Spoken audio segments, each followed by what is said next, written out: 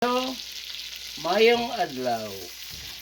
Subong nagluto ko sang butter chicken.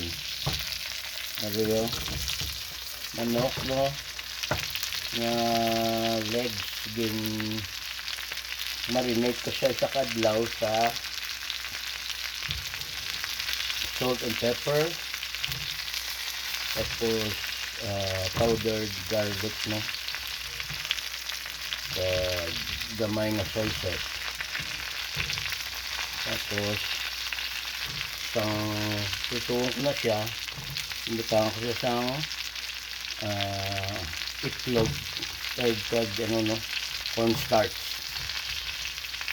Tapos yung prito sa butter mga sabaya. Namigo sa butter chicken.